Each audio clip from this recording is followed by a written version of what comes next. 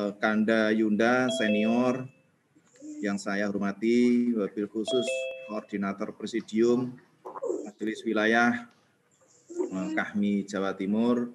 Alhamdulillah hari ini, malam ini kita bisa silaturahim, ya, menghabiskan weekend kita untuk berdiskusi. Mudah-mudahan diskusi ini akan memberikan satu kemanfaatan bagi kita semua, perkembangan teman-teman di KAHMI Jawa Timur, terutama peningkatan kualitas SDM KAHMI Jawa Timur melalui jenjang pendidikan lanjut, yaitu S2 dan S3, terutama dengan pembiayaan dari LPDP. Untuk acara hari ini, marilah kita mulai dengan pembukaan, dengan pembacaan Suratul Fatihah. Acara selanjutnya adalah sambutan kepada beliau, Bapak Dr. Haji Edi Purwanto, STP MM. Saya persilakan. Baik, terima kasih Dr. Mufid Dahlan atas waktunya. Suara saya kedengaran, Gi? Dengar. Baik. Terima kasih. Bismillahirrahmanirrahim. Assalamualaikum warahmatullahi wabarakatuh. Waalaikumsalam warahmatullahi wabarakatuh. Wabihi nasta'inu ala umuridina wadin wassalatu wassalamu ala asrofil anbiya'i wal mursalin Sayyidina Muhammadin wa ala alihi washabihi ajmain. Awatu. Yang saya hormati kolega saya Presidium KAHMI Majelis Wilayah Jawa Timur. Di sini ada Dr. Agus Mahfud yang juga selaku inisiator acara pada malam hari ini, dan juga rekan-rekan presidium yang lain yang mungkin berhalangan hadir pada malam hari ini. Mas Agus ini tentunya khusus buat Mas Agus, saya sampaikan terima kasih yang sebesar-besarnya karena sudah menginisiasi acara ini sehingga bisa terselenggara pada malam hari ini, dan Allah mudah-mudahan lancar sampai selesai acara. Amin. Terima kasih Pak Kapolres. Yang kedua, saya hormati Presidium Forhati. Ini ada Mbak Eti, ada Dik Sisin. Mungkin Korpres Forhatinya ada enggak ini? Hadir ya. Oke. Ada. Oh. Siap. Baik, Mbak Dini, sehat ya? Alhamdulillah. Saudara-saudaraku, Majelis Daerah seluruh Jawa Timur, para senior, serta adik-adikku yang saya banggakan, adik-adik HMI di seluruh wilayah Jawa Timur. Saya melihat di daftar ini ada ternyata sampai sekarang sudah 257. Ini luar biasa.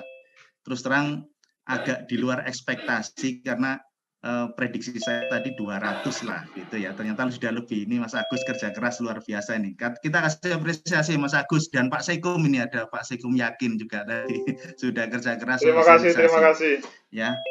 Dan juga saya sampaikan juga terima kasih pada Dr. Mufid Dahlan selaku Kabid Pendidikan, sekaligus ini memperkenalkan Dr. Mufid Dahlan adalah Kabid Pendidikan yang membawai bidang pendidikan yang nanti akan banyak bersentuhan dengan teman-teman sekalian, khususnya terkait dengan bidang pendidikan, gitu ya. Dan doakan mudah-mudahan ini pandemi segera selesai, berakhir, dan kita juga bisa segera pelantikan ya Mas Agus ya. Amin. Karena situasi PPKM Amin. yang diperpanjang, sehingga kemarin juga teman-teman Forhati sampaikan SK sudah keluar, kapan pelantikan ya, ini kita belum bisa sampaikan kapan waktunya. Jadi kita sama-sama berdoa lah mudah-mudahan secepatnya ya. Nanti Pak Yakin selaku Sekom tentu sudah kerja keras untuk membantu menyiapkan segala sesuatunya. Tidak lupa saya sampaikan terima kasih pada para pemateri atau yang menyampaikan testimoni. Yang pertama Mas Khairul Umam ya, dari S3 Guangzhou ya, Wuhan. Wah, ini sumbernya pandemi pertama ini Wuhan ya. Gitu ya. Berikutnya Mas Zainal Nasution, PhD ya, dari Norway, Thailand ya, kerjasama lembaga Norwegia dan Thailand. Kemudian Asosiat Prof. Badruzzaman ya, beliau juga sebagai salah satu kabid di Majelis Wilayah kami Jawa Timur. Beliau sekarang dosen ITS dan kita doakan mudah-mudahan sebentar lagi sudah turun SK profesornya beliau ya. Dan insya Allah juga ini calon kuat rektor ITS periode depan. Kita doakan, amin. Amin. Ya.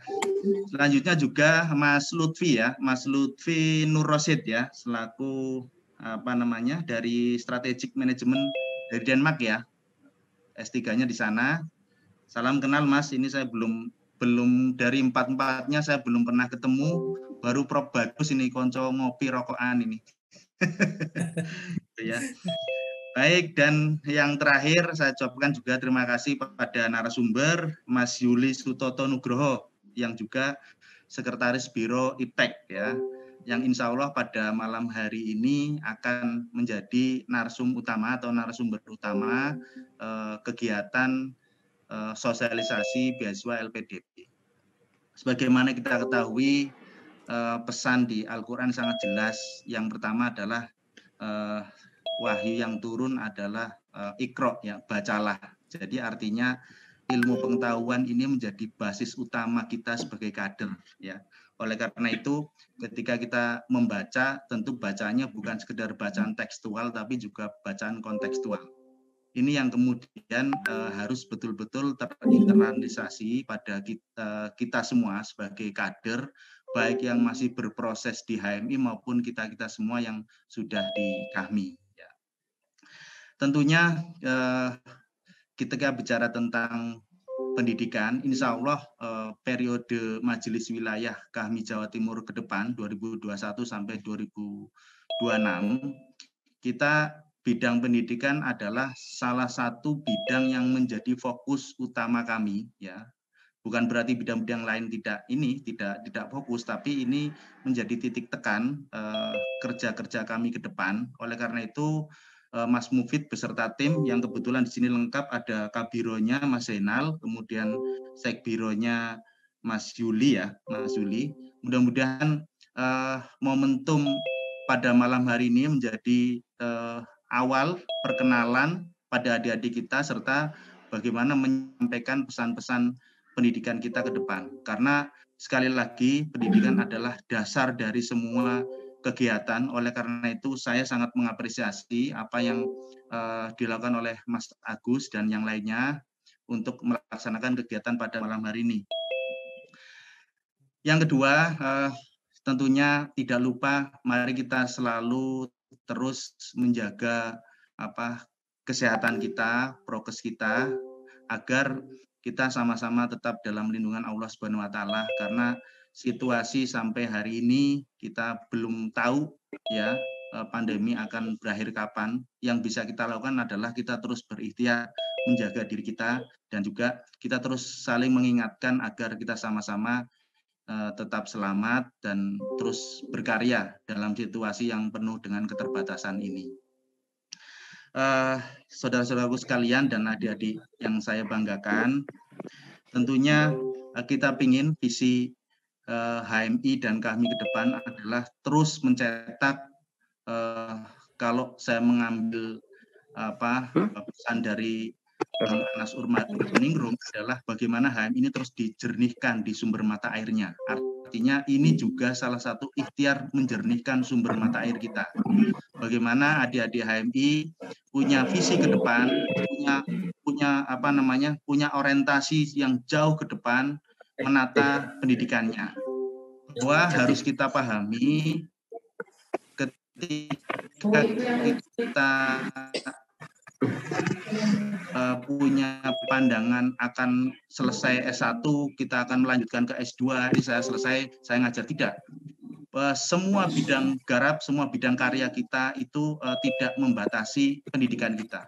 Oleh karena itu, apapun nanti profesi yang akan diambil adik-adik sekalian, ya, baik sebagai dosen, sebagai politisi, sebagai pebisnis dan sebagainya, maka pendidikan ini akan menjadi prioritas dan harus menjadi prioritas kita. Terus terang kita sudah banyak tertinggal. Ya mohon maaf, kita banyak tertinggal oleh saudara kita di sebelah. Kalau saudara kita di sebelah mungkin karena ekonomi juga sudah mapan, mereka sejak lulus SMP sudah berancang-ancang berangkat. Bahkan sekarang pun orientasinya SMP sudah disekolahkan di luar negeri. Ya kita harus mengakui kita terlambat, tapi belum terlambat sama sekali. Oleh karena itu, media pada malam hari ini sekali lagi harus menjadi media penyemangat khususnya bagi adik-adik sekalian agar punya semangat kuat untuk melanjutkan jenjang pendidikan ke depan yang lebih tinggi lagi, S2, S3 dan selanjutnya. Ya, ini saya kira harapan kita bersama sehingga HMI akan semakin kuat dan semakin berkualitas, terutama dalam hal kemampuan para kadernya, sehingga harapannya akan menjadi seorang muslim intelektual dan profesional di situ. Ya, selanjutnya kita harapkan pasca ini adalah awalan dari kegiatan bidang pendidikan. Selanjutnya saya harapkan nanti Mas Mufid dan tim bisa melanjutkan lagi kegiatan-kegiatan yang bisa mewadahi serta memfasilitasi dan mensupport mulai dari adik-adik HMI dan kami muda kita, ya mungkin nanti bisa dilakukan selanjutnya semacam kayak penajaman dari sisi beberapa materi. Kita sering banyak ini terus terang saya jumpai adik-adik kita HMI ini ya TOEFL-nya ini masih banyak yang kurang ya. Jadi kita targetkan kalau bisa adik-adik HMI minimal TOEFL 500 lah ya, bukan lagi 450 ya. Nah, saya akan sangat senang kalau nanti mendengar setelah ini sudah banyak adik-adik HMI yang tubuhnya bahkan sampai di atas 550 kan begitu. Ya, amin. Adik-adik sekalian, tentunya nanti penting juga kita dari Majelis Wilayah akan terus mensupport kegiatan-kegiatan yang akan mengembangkan kemampuan adik-adik sekalian. Sebagaimana kemarin tanggal 9 kalau tidak salah saya diundang oleh adik-adik HMI yang bernaung di bawah ini lembaga apa namanya Apple English Camp ya itu tanggal 9 kalau tidak salah juga lewat webinar. Ini juga bagus sekali programnya, nanti mungkin bisa disinergikan. Kalau tidak salah yang ordinir itu Andi itu dari Malang, nanti barangkali bisa ada hadir juga di ini, nanti bisa sharing-sharing lah ya. Karena itu saya lihat programnya adik-adik bagus sekali, ada English Camp dan sebagainya. Nanti akan bisa disinergikan di situ. Ya.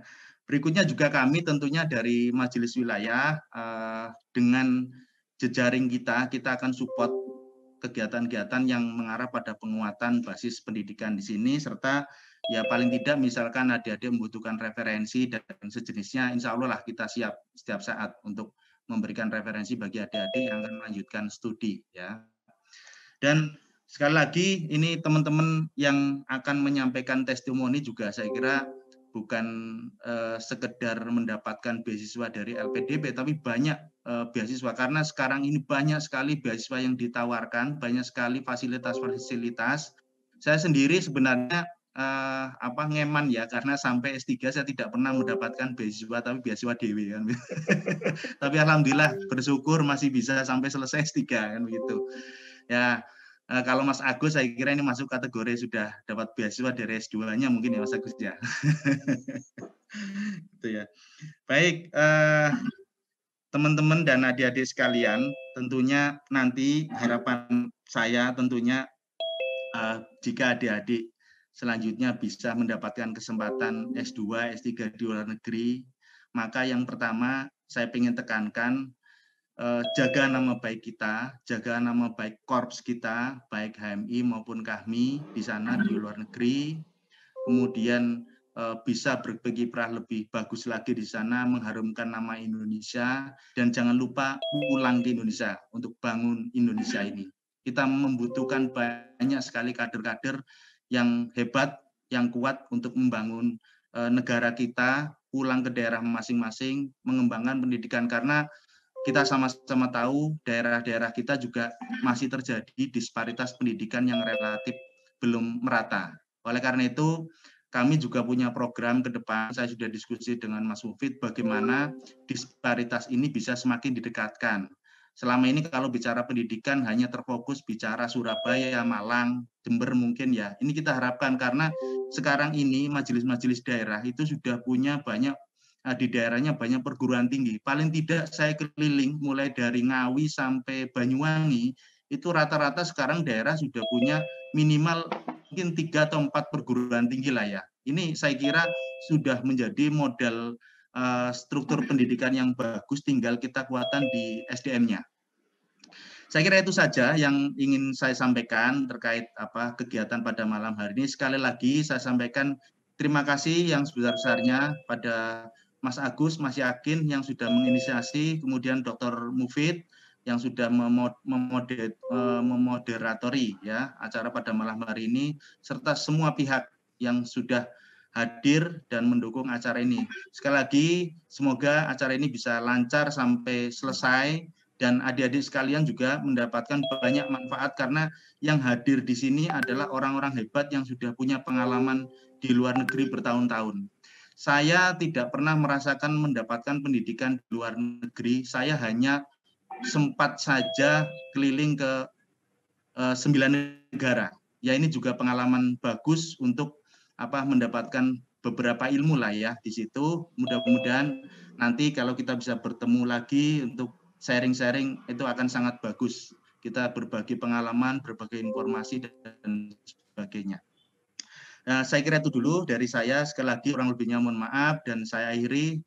Sukses acara pada malam hari ini. Salam sehat dan jaga kesehatan. Satu lagi pesan saya lupa. Mohon adik-adik HMI juga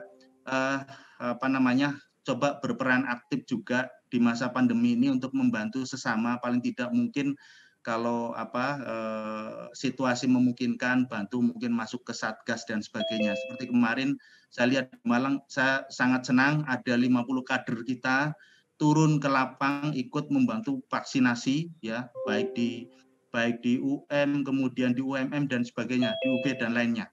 Saya kira ini penting, mudah-mudahan adik-adik HMI di daerah-daerah lain juga bisa melakukan seperti yang sudah dilakukan teman-teman daerah lain, tetapi sekali lagi pesannya adalah jaga jaga kesehatan, asupan gizi yang bagus, protokol kesehatan dijaga dengan baik. Terima kasih dan saya akhiri. Assalamualaikum warahmatullahi wabarakatuh. Waalaikumsalam warahmatullahi wabarakatuh. Terima kasih Mas Edi. Mas Edi ini terkenalnya Aldi Ortega. Jadi tren makanya saya pasang di situ banyak tidak kenal. Terima kasih Mas Edi. Untuk selanjutnya ini, makasih sama-sama. Testimoni ya.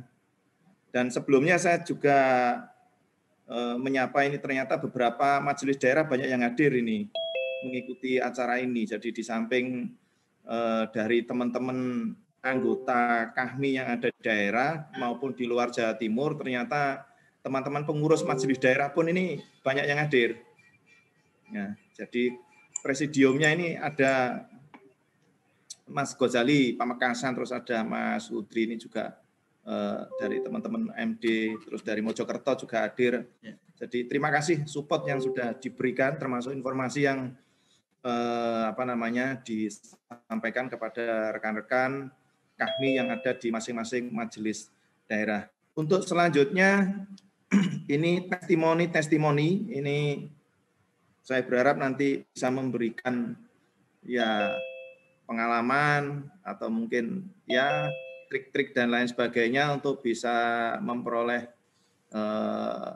beasiswa LPDP atau mungkin beasiswa yang lain ya, atau mungkin ada potensi untuk beasiswa yang lain.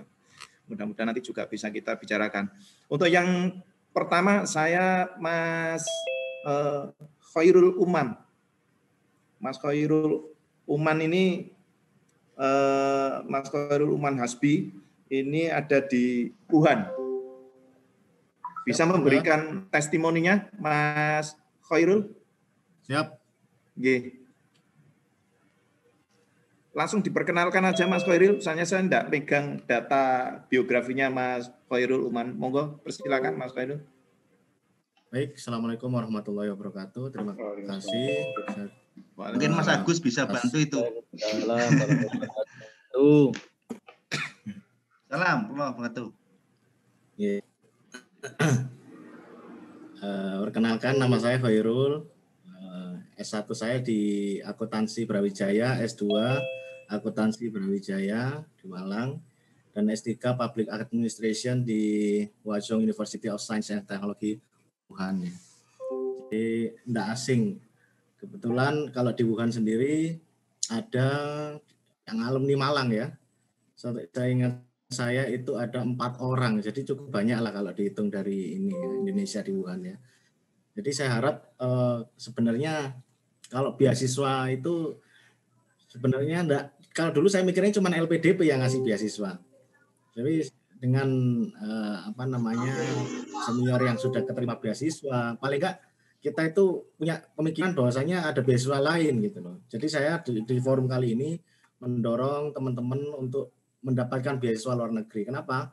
Karena memang kalau di luar negeri itu nggak tahu ya, mungkin saya sama teman-teman yang ada di luar negeri itu punya kecintaan lebih sama ini. Bukan berarti yang di dalam negeri nggak cinta, tapi paling nggak ada semangat lebih. Oh enak ternyata di Indonesia itu daripada di luar negeri. Kurang lebih seperti itu ya. Baik, saya mendapatkan beasiswa Chinese Government Scholarship ya. Jadi di situ menurut saya selama menjadi scholarship hunter atau yang biasa disebut pencari scholarship atau beasiswa, LPDP kan prosesnya panjang dan agak banyak gitu loh prosesnya. Tapi saya cerita di Chinese CGS ya, saya singkat CGS. CGS ini simpel karena kita tesnya itu semacam administratif aja gitu loh. Jadi tidak perlu wawancara segala macam. Tapi khusus untuk S3 dan S2 itu harus punya proposal bahasanya ya. Jadi proposal ini juga penting, tapi bukan paling penting ya. Ada beberapa hal lainnya yang juga jadi pertimbangan. Yang pertama adalah bahasa Inggris. Nah ini yang utama, bahasa Inggris. Yang juga kami menginisiasi sama teman-teman dari MN ini, kita binaannya MN Kahmi Pusat ya, Majelis Nasional Kahmi Pusat. Yang penanggung jawabnya langsung Yusuf Kala waktu itu. Nah, paling enggak dari beasiswa CGS ini dijadikan satu alternatif ya. Kita juga harus realistis ya, teman-teman bisa mengukur kemampuan sendiri. Jadi paling enggak ada proposal, ada sertifikat IELTS ya, itu penting juga. Lalu sering update ke informasi beasiswa, apa kebutuhan administrasinya, itu harus lengkap, itu jangan sampai miss, dibaca berulang-ulang kali. Lalu ada surat recommendation letter, ijazah, sama transkrip. Kalau ada pertanyaan, kalau universitas swasta bisa nggak? Ada kok, ada teman saya dari Serang itu dari kampus swasta. Jadi tidak usah khawatir teman-teman itu, pokoknya apply saja beasiswa. Jadi di forum kali ini saya mendorong sama teman-teman untuk apply beasiswa apapun itu sesuai dengan bidang dan minat masing-masing. Jangan terlalu idealis lah bahasa saya ya, karena beberapa teman itu sampai sekarang memang harus ke sini, harus gitu, jangan seperti itu. Paling enggak dengan beasiswa itu kita kuliah itu gratis. Kalau saya dapatnya full scholarship ya. Saya akan cerita sedikit apa yang ditanggung. Yang pertama yang ditanggung adalah biaya hidup ya.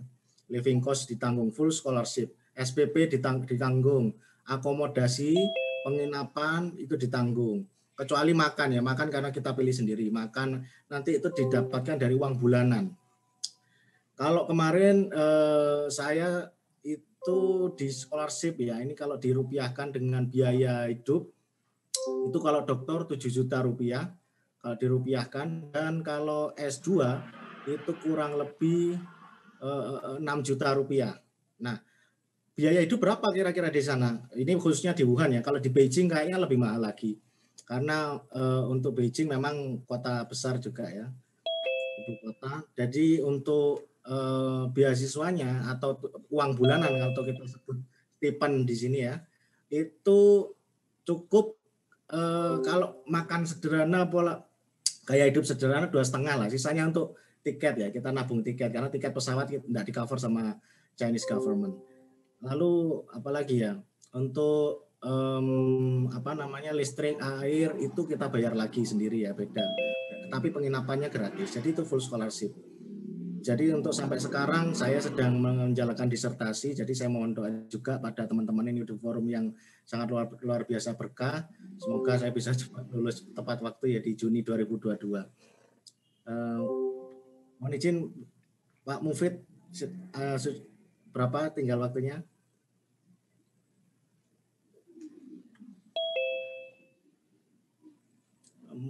Mohon maaf masih ke mute Pak Mufid. Suaranya enggak muncul Pak Mufid. Oh, masih 3 menit. Oke, baik. Ini saya sangat berbangga, berbahagia sekali. Jadi selain LPDP ini alternatif karena memang topiknya LPDP, saya mendorong pada teman-teman untuk mendapatkan beasiswa lain ya. Karena beasiswa lain itu sangat mudah. Jujur kalau di Chinese Government Scholarship itu untuk IELTS ya, karena TOEFL rata-rata kalau di beberapa negara itu kurang diminati oleh kampus ya. Orang itu kampus itu cari yang 4 skill ini punya. Jadi ada reading, speaking, writing, listening, ini sudah ada di IELTS. Jadi paling enggak Bapak Ibu teman-teman semua KAHMI dan HMI itu punya semangat gitu loh. Nah, saya sedikit cerita bahasa Inggris ini, nanti kita dari Malang sendiri itu juga ada itu program yang namanya Apple English Camp itu, karena kita berharap apa yang kita dapatkan, beasiswa yang kita dapatkan juga dimanfaatkan. Insya Allah saya sendiri yang akan jadi tutor juga, sama teman 2 orang, itu nanti kita akan jadi tutor. Jadi paling enggak teman-teman yang punya niatan itu nanti kita bentuk sebuah semacam, atau kita cari donasi juga, kita bikin beasiswa pendidikan paling enggak. Beasiswa pendidikan IELTS. Nah, musim kayak gini kemarin forum sama Mas Edi Ortega itu, beliau support juga, dan Mbak Sisin juga support karena memang IELTS ini bagus, penting. Bahkan di dalam negeri LPDP pun juga mensyaratkan demikian ya. Jadi paling enggak teman-teman itu punya harapan besar untuk mendapatkan beasiswa.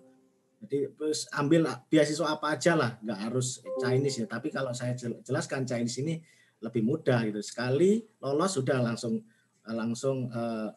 dapat ininya beasiswanya. Jadi nanti ada admission notice, jadi ada hard copy bahwa menyatakan bahwa Anda diterima. Lalu kalaupun ada kegiatan-kegiatan yang berkaitan dengan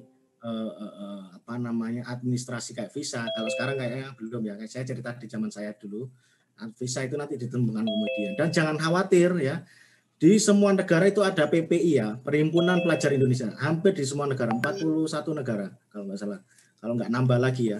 Yang jelas di semua negara ada PPI-nya. Kalau teman-teman menginginkan informasi terkait beasiswa atau informasi-informasi lainnya, saya pengen ke Australia, cari PPI Australia Instagramnya. Saya pengen ke Malaysia, silakan cari PPI Malaysia. Paling nggak dari situ kalian dapat informasi, ada bukaan ya. Karena terbatas sekali informasi-informasi itu, kalau kita harus cari dulu di Google, cari beasiswa, itu kadang kita miss ya. Makanya kalau PPI lebih aware, kalau ada bukaan administrasi, ada bukaan beasiswa, itu pasti aware ya. Saya juga follow LPDP ya, LPDP juga sering ya. Tapi kalau dari saya pribadi sih memang agak susah kalau LPDP. Saya sadar sih kemampuan saya pas-pasan, tapi saya punya semangat dan motivasi tinggi untuk kuliah luar negeri. Tapi jadi intinya ini yang saya dapatkan dari HMI, yakin usaha sampai. Seperti itu Pak Mufid, silakan. Siap. Saya kembali. Terima kasih Mas Khairul. Jadi ini tadi seperti yang disampaikan oleh Korpres ya. Jadi kita ini banyak kesenjangan antara SDM yang di negeri, maksudnya dosen yang di negeri atau mungkin tempat-tempat pendidikan negeri. Ya, sedangkan kita ini banyak sekali kader-kader kita, banyak sekali rekan-rekan kita ya yang mereka ini berkarir di swasta, artinya di PTS. Ini perlu kita support ya, kita support informasi dan lain sebagainya, sehingga setidak-tidaknya motivasi teman-teman ini masih bisa eksis dan muncul, sehingga tidak minder, wah swasta mau ngambil beasiswa rasanya kok gak wani tarung misalkan. Ini kan ya karena terus terang banyak sekali teman-teman yang di kader-kader kita yang di PTS ini cukup banyak yang karir. Nah, dengan informasi begini mudah-mudahan ini tadi ada alternatif ya, selain LPDP ada beasiswa yang lain. Untuk testimoni ke selanjutnya,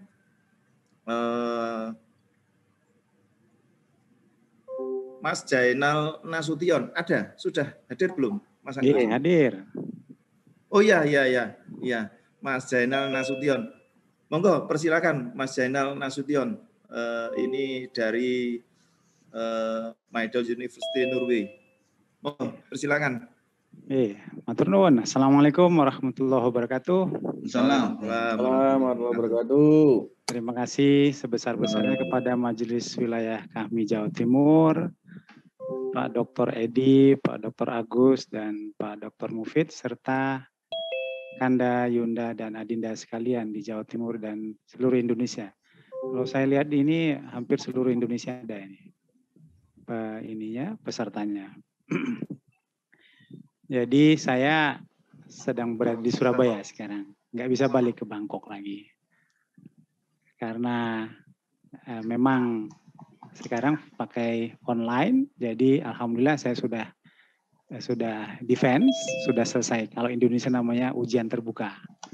Alhamdulillah sudah selesai, dan insya Allah sekarang sedang mendaftar juga menjadi dosen di Sekolah Pasca Sarjana Unair. Saat ini saya bekerja di think tank Uni Eropa untuk proyek di ASEAN. Saya mengambil topik proyek tentang vocational. Jadi kalau di Indonesia namanya sekolah vokasi atau semacam itu.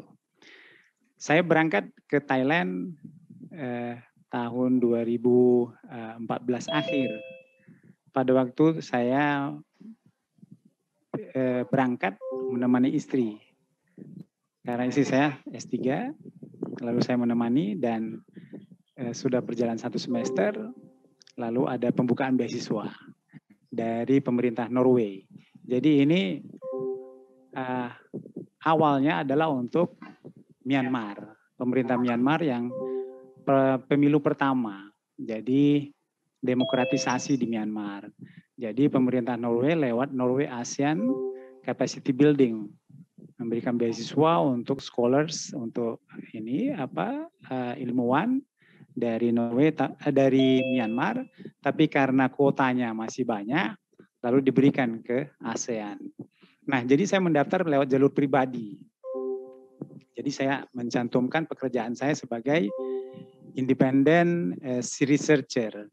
Jadi saya bukan sebagai lecturer, dosen, atau pengajar, tapi sebagai independent researcher. Jadi ini peluang bahwa postgraduate atau sekolah pasca sarjana di luar negeri itu mempersyaratkan kemampuan individual. Jadi bukan hanya background di mana bekerja, tapi kemampuan individual. Bahkan setahu saya untuk mendaftar sekolah bachelor degree di banyak negara maju itu tidak mempersyaratkan ijazah. Apakah Anda sudah lulus SD, SMP, SMA? Tidak. Ketika Anda lulus entrance examination, menunjukkan skor layak sebagai mahasiswa perguruan tinggi, maka Anda diterima. Jadi bukan nilai Anda berapa waktu SD, SMP, SMA. Ini di negara maju. Nah, khusus di Thailand, saya menggunakan ijazah S1 saya dari Geografi UGM, S2 Ekonomi UGM, dan saya mendaftar di program demografi, kependudukan. Jadi memang tidak linear, kelihatannya tidak linear. Bahkan ketika mereka bertanya, kamu dulu sekolah SMA-nya di mana? Saya bilang sekolahnya STM. Jadi saya sekolahnya STM dulu. Lalu karena masuknya di geografi ya sudah, ini namanya takdir kan. Pokoknya yakin usaha sampai. Saya pikir karena saya dari kampung, jadi pendidikan itu barang mewah dan mahal. Jadi boro-boro mau belajar bahasa Inggris, buat makan aja susah. Maka saya masa kecil saya di hutan. Jadi makanya saya hafal itu bagaimana survive di hutan. Jadi buat kawan-kawan yang berasal dari pedalaman, saya mau sampaikan bahwa buatlah mimpi setinggi-tingginya. Biarkan kakimu menapak di bumi, tapi pikiranmu di langit. Bahwa tidak ada hal yang mustahil untuk sekarang. Sekarang ini kan zamannya online. Semua kita bisa dapat info. Tadi sebelumnya dari PPIT Wuhan menyampaikan bahwa mencari beasiswa itu tidak sesusah LPDP. Jadi kalau saya bilang memang kompetisi LPDP itu berat. Maka biarkan saja orang-orang hebat yang mendapatkannya. Jadi buat kita yang mau studi di luar negeri, carilah beasiswa yang selain LPDP. Nah, jadi bahwa kemampuan public speaking itu yang dinilai. Jadi ketika kita lolos administrasi, yaitu formalitas. Formalitasnya itu administrasi. Untuk bahasa Inggris itu dinilai ketika public speaking.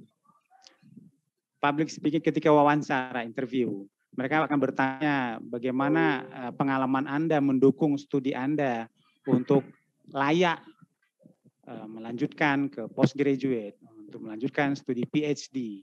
Maka ketika di situ kita tunjukkan bahwa kita mampu. Gimana caranya? Ya banyak membaca. Nah itu penting, banyak membaca. Jadi mungkin koneksi untuk ke luar negeri itu agak kurang ya. Jadi yang koneksi itu banyak berlaku di Indonesia. Jadi kalau ke luar negeri itu ya kemampuan individual. Bagaimana Anda kuat membaca, kuat berargumen, berbicara di depan publik, disitulah Anda dinilai untuk layak atau tidaknya. Berikutnya, kenapa belajar ke luar negeri? Itu untuk membuka wawasan. Bahwa kita tahu bahwa Indonesia itu masih negara berkembang. Sehingga untuk membangun Indonesia kita mesti lihat di negara yang sudah di depan, sudah berada di depan. Nah, di situ kita bisa lihat bahwa Indonesia kekurangannya ini dan punya potensi untuk menjadi negara yang lebih berkembang atau lebih maju maksudnya ya.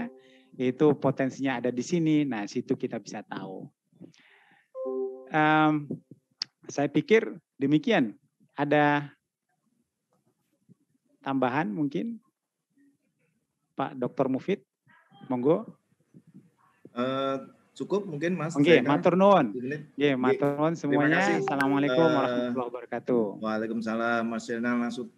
Terima kasih Mas Jainal. Ini motivasinya cukup bagus. Jadi dari pedalaman katanya. Tidak tahu pedalaman itu pedalaman mana. Ya, saya rasa kita punya kesempatan dan potensi yang sama untuk berkembang. Semua tergantung dari diri kita masing-masing. Dan Mas Jainal tadi juga menyampaikan beasiswa alternatif yang bisa diraih oleh rekan-rekan semua. Yang penting semangat, yakin, usaha sampai. Untuk kesempatan selanjutnya saya persilakan Mas Lutfi Nur Rosidi. Mas Lutfi ada sudah masuk? Oke. Monggo Mas Lutfi, ini beliau PhD di Strategic Management di Denmark. Monggo persilakan Mas Lutfi. Matur nuwun Kanda. Terima kasih sudah diundang di forum yang penuh berkah ini. Jadi saya pengen cerita dua hal. Yang satu, saya pengen cerita bahwa IPK saya nggak bagus. nilai akademik saya nggak bagus dan bahasa Inggris saya pas-pasan. Tapi saya punya cita-cita tinggi untuk bisa dapat beasiswa ke luar negeri di universitas terbaik di dunia. Universitas saya termasuk 10 besar dunia. Dan yang kedua saya pengen cerita bahwa itu semua bagian dari, saya dapatkan bagian dari proses di HMI. Jadi apa yang menjadi seakan-akan menjadi penghalang itu semuanya bisa dilalui dengan kalimat yakin usaha sampai. Gitu ya. Jadi adik-adik yang sekarang merasa bahwa terlalu banyak berorganisasi, kemudian IPK-nya kurang bagus dan lain sebagainya, itu sama sekali bukan penghalang untuk studi lanjut. Itu pertama. Dan yang saya bilang saya lalui di HMI, kenapa? Karena saya melihat senior-senior saya melihat Pak Warek, Pak Madian, yang sebenarnya juga dulunya nggak bisa bahasa Inggris, tapi bisa berangkat ke Australia gitu. Saya melihat Bu Nurul FH, saya melihat Mbak Lina FIB UNER gitu, yang masuk NUS itu kan 10 besar dunia juga gitu. Dan mereka juga aktivis yang sangat aktivis yang ya habis waktunya untuk aktivitas gitu. Tapi mereka PSD, mereka kuliah di luar negeri dan mereka mendapatkan beasiswa. Berkat melihat mereka ini, saya yakin saya bisa. Saya tahu saya bisa. Kalau mereka bisa, kenapa saya nggak bisa? Dan saya akhirnya tidak berhenti mencoba, tidak berhenti berdoa, dan ya berkat bantuan dari teman-teman Kahmi juga, semuanya lancar. Alhamdulillah sekarang masih dalam proses penyelesaian. Selama kuliah saya banyak cerita-cerita sama Mas Zamal juga, dan sempat ya karena darahnya darah aktivis di sana, sempat jadi ketua PPI Denmark, sempat jadi KPU-nya Denmark dan seterusnya, dan itu pengalaman yang sangat luar biasa yang tidak akan bisa didapatkan kecuali kalau adik-adik berani mencoba. Gitu aja Mas Mufid. Monggo. Ngapunten karena ini double zoom sama acara pesantren Insan Cita Biadikal Khair gitu. Oh, saya gitu ya. lagi ngundang Mas Nurul Huda, sukses semua Senior lah. Vice Presiden untuk bicara untuk adik-adik juga. Siap. Siap.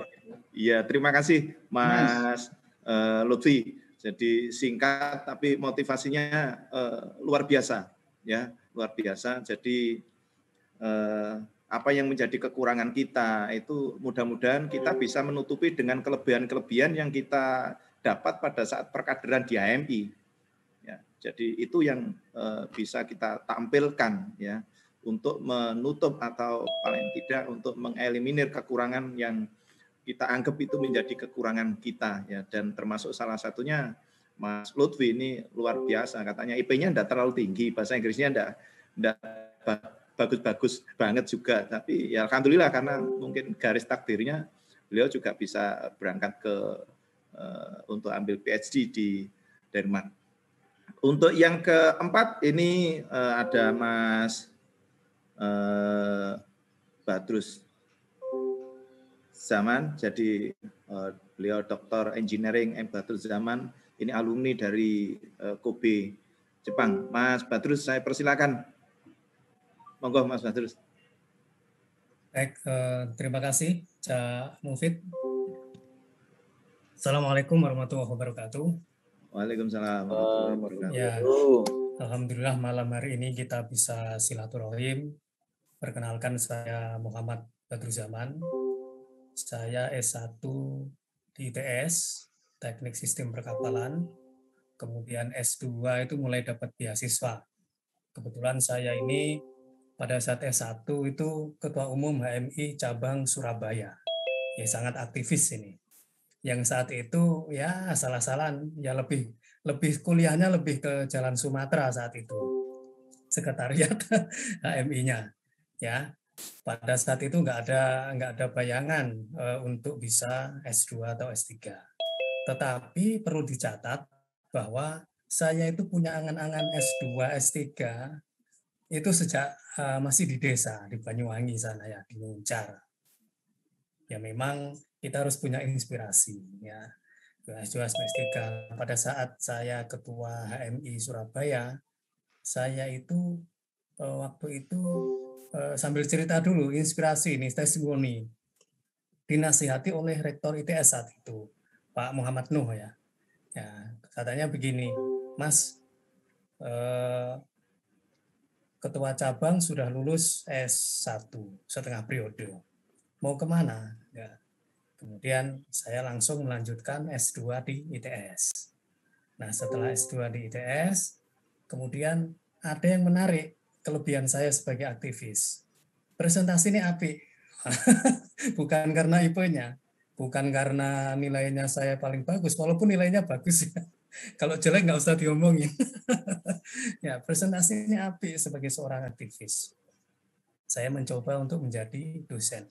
Pada saat saya S2, saya juga pengurus PBHMI saat itu. Pada saat itu saya hampir tahun 2003 sampai 2005, saya hampir ngambil di UI dengan jurusan yang tidak linier. Saya S1 Teknik Sistem Perkapalan, S2 saya mau ngambil manajemen lah atau apa. Kemudian saya dinasihati lagi oleh senior di ITS. Jangan ngambil itu yang linier, biar nanti bisa jadi dosen. Akhirnya saya ngambil Teknik Sistem Perkapalan di S2 di ITS. Tahun 2009, saya setelah jadi dosen muda itu, ada beasiswa Dikti. Dan itu adalah embrio pertama kali beasiswa LPDP. Ya, jadi sebelum LPDP lahir di tahun 2011, beasiswa Dikti itu di tahun 2009 saat itu. Dan saya tes. Dan memang prosesnya persis sama dengan LPDP yang sekarang. Jadi nanti saya akan ada share singkat saja nanti, tapi sebelumnya ini saya menghabiskan waktu 7 menit. Nah, kemudian apa yang didapatkan dari situ, bahwa kita itu tidak hanya mencari gelar ya nanti untuk sekolah, tapi memang ini adalah modal kita ya, modal kita untuk nanti menjalani hidup sebagai insan akademis ya. Nah, saya share sedikit saja untuk ini ya, karena ini nanti biar nggak ada ini saat itu embrio beasiswa LPDP. Nah ini instan akademis itu kita harus tanamkan. Saya ini benar-benar aktivis, nggak ada bayangan ketua cabang di PBHMI, tahu-tahu menghilangnya kemana? Ke Jepang saya. Jadi sampai itu langsung dikira saya mau ke hampir saya join ke partai politik atau di beberapa hal. Setelah itu saya jadi dosen ITS, saya malah ke Jepang ya. Nah, sekolah sampai mentok itu cita-cita, harus ada cita-cita itu sampai S3 ya tentu. Ya, mentok itu sampai S3. Bukan S-lilin. Kemudian berkiprah di masyarakat dengan baik, kita juga harus menjadi sebagai teladan, menjaga marwah keilmuan. Nah, itu yang harus kita, ini tiket. Ya pesen Pak Profesor Nuh saat itu, sekolah biar ada tiket. Nah ini, supaya ada tiket masa depan. Yang kedua ada tuntutan zaman. Bukan karena nama saya zaman. Tuntutan zaman. Jadi kalau dulu, insinyur itu udah paling tinggi. Dokter Andes itu kayak paling tinggi. Coba kita lihat paman-paman kita atau mbah-mbah kita. Cak Mufid punya Pak D itu apa, Dokter Andes paling keren, BA Dokter Andes paling tinggi. Tapi ke depan tuh enggak. S3 apa, kita guru ke depan tuh mulai S2, S3 dan lain-lain. Kebutuhan hidup. Nah, kebutuhan hidup. Makanya harus aktivis HMI juga harus ditanamkan itu. Modalnya apa sebenarnya? Yang paling pertama bukan bahasa Inggris, bukan. Kemauan kuat yang pertama itu. Nah, yang kedua niat. Dan niat apa orang nggak ada niat. Dan ini harus diikuti bahwa teman-teman saya S3 di Kobe University Jepang itu banyak yang membawa keluarganya. Saya S3 juga sudah punya anak 1 saat itu. Umurnya 2 tahun ya. Nah, kemudian saya tinggal di Jepang. Nah, jadi ini beasiswa S2 S3 bukan hanya untuk HMI saja, yang pengurus daerah salam ke teman-teman MD. Sorry tadi saya langsung nanti nyapanya terakhir saja. Teman-teman MD nanti juga bisa S2 S3 dari swasta maupun dari negeri ya. Persiapan beasiswa, kemampuan bahasa itu baru terakhir. Jadi kalau ada peluang baru kursus nggak apa-apa. Yang diminta itu TOEFL-nya itu 5 paling enggak 530 lah sampai 550 ya. Aku 500, Pak. Oh, 500 kurang dikit lah, agak dilebihi ya. Nanti agak dilebihi. Ya, 500 nanti sangat kepres itu. Apalagi 450, enggak masuk itu. Ya. Konsentrasi ya. Beasiswa, kemampuan bahasa, kemampuan tes. Kemampuan tes apa? Ada yang nulis saja. Jadi ini benar-benar ilmunya aktivis menulis ini. Nulis ya. Kemudian aktivis, gacor, tentu ditulis, gacor mau, gacornya ditulis. Ngopi-ngopinya yang biasa ngobrol ditulis saja. Itu nanti untuk kemampuan tes. Doa yang kuat. Ingat, orang-orang tua kita, mbah kita, kiai kita selalu pesan tahajud. Ya, tahajud, sholawat sing kenceng, duha, itu modalnya. Sama Al-Waqiah sama Ar-Rahman baca tiap hari. Ya. Nanti itu akan digeser. Itu ilmunya ya. Ilmu lawas gitu ya. Nah, kita itu aktivis harus sukses studi, sukses organisasi sama networking yang harus kita bangun. Jadi jangan dikira bahwa kita itu hanya belajar di sana. Di sana itu kita ada peluang untuk organisasi juga. Saya dulu kebetulan ketua PPI Kobe di Jepang. Banyak ketemu kolega di sana. Kemudian setelah itu penasihat PPI Jepang ya di tahun terakhir saya. Jadi tetap berorganisasi namanya aktivis. Jadi bahkan saya punya moto waktu ketua PPI ini yang agak nyeleneh. Supaya fresh di Jepang itu kan masuk jam 7 pagi, pulang harus jam 7 malam. Sebelum sang profesor ini pulang, nggak berani pulang. Incing-incingan dhisik, sudah pulang belum ini profesor. Kalau sampai belum pulang, makanya kita nggak bisa pulang. Ya. Nah itu 3 bulan pertama loro lingkungan gitu ya. Terus. Nah kemudian sukses networking kita akan ini. Yang didapat apa? Ilmu, bukan hanya gelar, bukan hanya ijazah. Network yang kuat juga tiket sukses. Nah kita harus senang bahwa di Jepang tuh ngapain?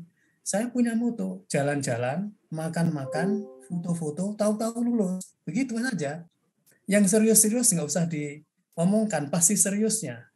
Biar nggak terasa. Sehingga kecintaan Indonesia ini. Ini saya tunjukkan ini foto-foto saya ini. Ya. Kita juga foto-foto itu di Jepang itu. Saya jadi fotografer di Sakura. Ini kan senang ini. Ini Momiji dengan teman-teman. Seperti itu. Ini teman-teman PPI ya. Nah, kemudian saya juga ketemu dengan Mas Anies Baswedan saat itu. Kita ngadakan acara. Ya dengan PPI kita, dengan sekolah kita juga ketemu dengan semua orang penting sekarang. Dengan Mas Anies kita ajak jalan-jalan di Jepang. Ya, waktu itu Mas Anies bilang, Mas Badrus, Jepang ini kota yang paling bersih. Harus dicontoh ini di Indonesia. Waktu itu belum jadi Menteri Pendidikan saat itu. Ini kita ajak ngopi-ngopi ya. Saya juga ketemu dengan Renat Kasali. Ini teman-teman PPI juga ketemu dengan Wapres. Mungkin Cak Edi R3 kenal ini. Sekarang jadi wakil dekan di ini yang pakai batik ini di Brawijaya ini. Cak Edi R3. Oh iya. Nah ini ketemu dengan Pak Wapres Budiono saat itu menengok tempat gempa ya, gempa di Kobe Jepang. Waktu itu gempa paling besar ya. Jadi kita aktivis nggak hanya sekolah, tapi juga memperkuat networking. Itu harus semangatnya. Kader HMI harus punya semangat itu. Saya juga ngadakan ketemu dengan Renat Kasali. Jadi akhirnya ketemu di sana. Nah ini saya ketemu dengan TV One kita, Bang One saat itu. Atau ILC, tokoh ILC.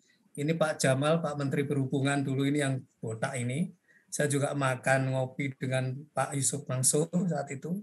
Ketemu semua dia di Persatuan Pelajar Indonesia. Kebetulan saya ketuanya ya. Akses itu sangat tinggi ya. Jadi untuk memperkuat networking tadi. Nah ini saya bisa refreshing juga, jadi nggak tegang ya. Terus ini teman-teman PPI, banyak teman-teman UGM ini, dosen-dosen UGM, ada teman ITB, ada teman UI, ini kedatangan, ini tengah ini konjen Osaka yang tahun 2000 sampai 2020 kemarin jadi dubes di Vietnam yang berhasil menangani corona di Vietnam, Pak Ibnu Hadi ya. Nah ini bisa seimbang dia itu, sukses studi dan organisasi. Nah ini dengan Pak Menteri kita, Pak Muhammad Lutfi ini ya. Ini di samping saya, ini yang kanan ini, yang kurus ini, sekarang jadi dekan di IPB. Ini Pak ini. Kemudian yang paling kanan ini Pak dalam kiri Pak Suharman dari Unhas, dari Sekretaris Universitas di Unhas. Kemudian yang paling, ini tingginya urut ini ya. Yang paling kacamata sebelah saya ini teman ITB ya. Teman ITB ya. Nah ini saya juga bisa bermusik. Ini teman saya yang pegang organ ini sekarang jadi Dirjen Vokasi ini, Pak Pikan Sakarinto. Barusan diangkat dari Dirjen Vokasi ya. Teman ngeband semua, pulang jadi pejabat semua. Jadi orang penting semua yang waktu di Jepang kita ajak jalan-jalan dan teman ngopi ya. Katanya Cak Edi Ortega, Pak Korpres ini ya ngopi itu penting. Ya, dan memang kita harus sambil hobi kita sebagai aktivis HMI tidak lepas, tapi kewajiban kita belajar juga ini. Nah ini foto bareng ya, foto bareng, makan-makan dengan teman PPI, dan harus ingat bahwa ada dua itu yang perlu kita siapkan bahasanya, kemudian kita siapkan doa yang kenceng, kemudian LPDP itu sekarang. Kenapa menjadi LPDP di tahun 2011? Saya kasih pengantar bahwa itu sekarang manajemennya di bawah Departemen Keuangan. Ya, jadi saya dulu beasiswanya sekitar 180.000 yen atau sekarang itu bisa 20 juta per bulan. Ya, itu bisa apartemen kalau di Jepang itu ya 5 juta lah, 4 juta. Jadi masih spare, masih sisa. Bisa buat beli kamera gitu, bisa buat foto-foto, ngopi dan lain-lain. Nah itu bisa buat nabung dan lain-lain. Jadi semangatnya itu ganda. Pertama kita niatkan bahwa kita aktivis, kita keluar negeri itu bukan hanya sekolah, tapi juga sukses organisasi, membangun networking, pulang, membangun negeri. Seperti yang disampaikan Pak Korpres juga tadi. Kecintaan kita di sana itu tumbuh. Apalagi kalau dengar lagu Indonesia Raya, kalau di luar negeri itu luar biasa itu untuk di kecintaan kita terhadap Indonesia. Saya kira itu sharing saya yang lumayan. Mau single malah tabungannya bisa banyak. Kalau bawa keluarga, insya Allah masih bisa nabung juga ya, seperti itu. Dan satu lagi terakhir sedikit, ada juga peluang beasiswa kalau di Jepang itu seketika nyampe di sana. Jadi banyak teman-teman dari swasta, bahkan dari STM, dari SMA pun ke sana mencari beasiswa di sana. Ada Mitsubishi, ada Hitachi, kemudian ada Toyota, kemudian ada Daihatsu, kemudian banyak ada Kawasaki, banyak sekali beasiswa di Jepang sana. Ketika sampai di sana, bukan hanya itu. Kalau di Jepang itu semua mengatakan negara paling bersih, paling aman, paling enak, paling maju. Nah, kemudian itu saya kira yang perlu saya sharingkan, nanti bisa disambung di beberapa pertanyaan. Sekian, mohon maaf kalau ada lebih sedikit, semata-mata untuk sharing adik-adik HMI, teman-teman MD, terima kasih. Kebetulan saya juga dipercaya di Ketua Bidang di KAHMI di Jawa Timur. Saya kira ini tadi saya bantu share dengan teman-teman adik-adik saya yang di PBHMI supaya ini seluruh Indonesia juga mengikuti, karena ini penting acara ini. Terima kasih Pak Mufid, Pak Korpres, dan lain-lain. Assalamualaikum warahmatullahi wabarakatuh. Salam. Terima kasih Mas Badrus. Motivasi yang diberikan sangat luar biasa. Ya. Saya juga ini ada hadir dari salah satu presidium juga, Mas Ali Mufti ya, Dr. Ali Mufti. Selamat datang. Mas Ali Mufti, tadi kok saya lihat ada hadir.